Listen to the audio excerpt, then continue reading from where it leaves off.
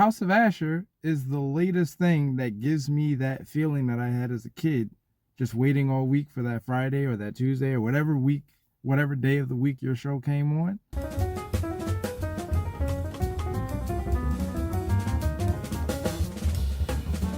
I'm going to start off by acknowledging that we are past the premiere. We're past all of that fanfare. So let's actually sit down with the show and see what we're dealing with.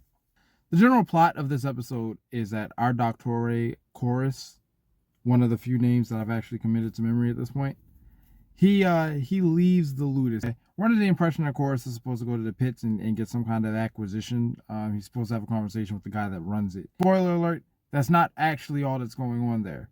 On the other side, Achilles is not making the kind of progress and training that Ashur is hoping for, and he is informed that there's something holding her back.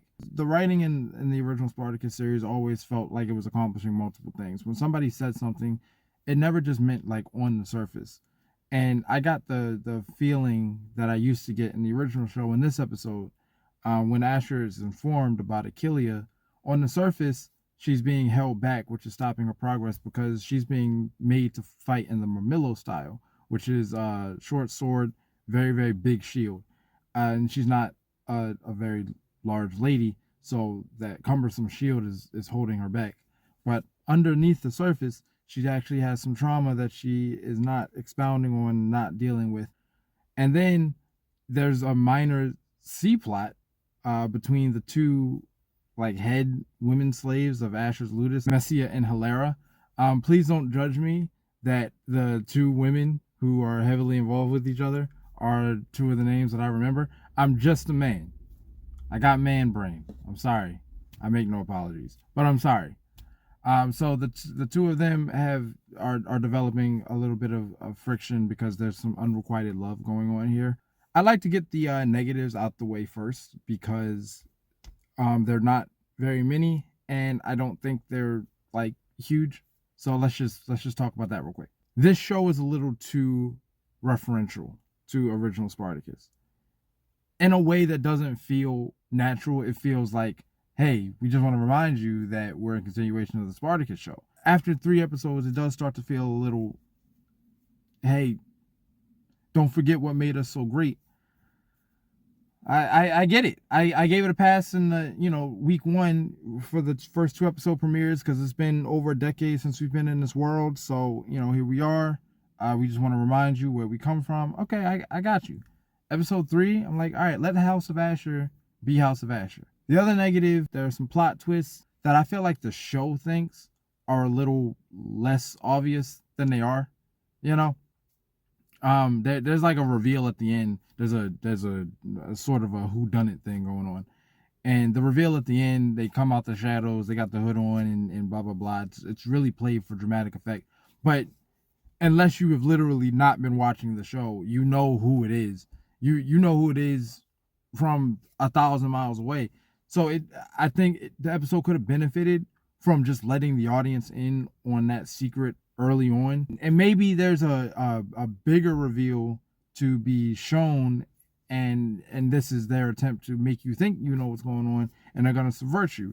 That happens a lot, especially in this show. I was a big fan of the Ashur Achilles business this episode, because for 2 reasons. One, the show continues to commit to the idea that Achilles has a lot to learn, and that should be self-explanatory, but it just feels like people aren't willing to say that anymore. That they actually are finding a way to make Ashur this strangely sympathetic character.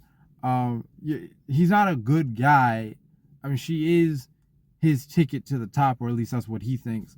And as the episode goes on, you find out that he himself is involved in a plot with deadly implications elsewhere. So it's not like he's not scheming. It's not like he's not up to his old tricks or blah, blah, blah. This is still a villainous character.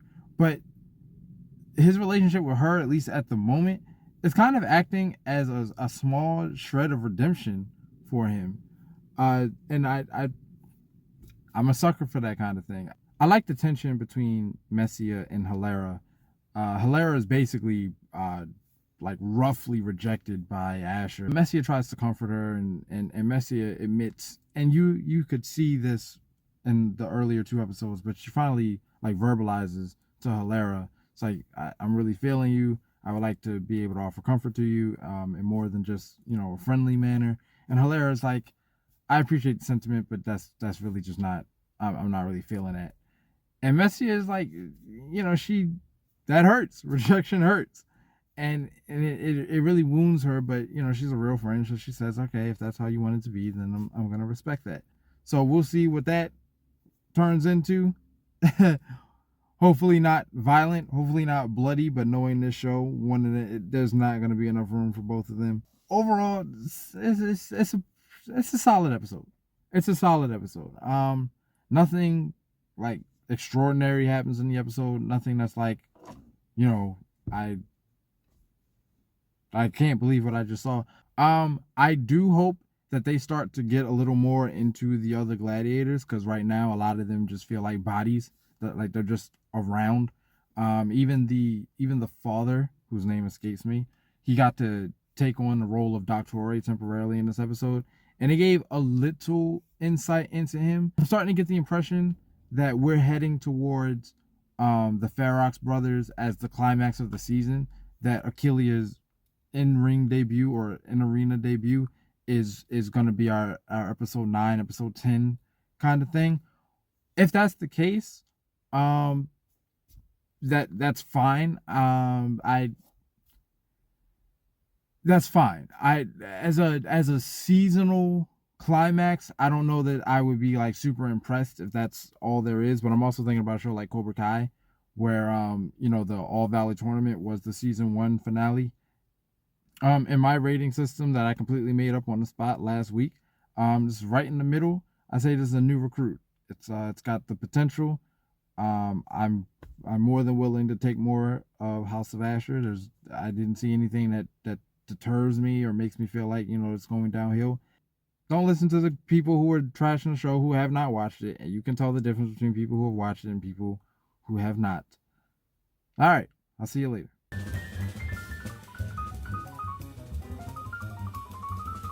Side note, if we're involved in relations and you kick me out the room to get you a drink, we're scrapping.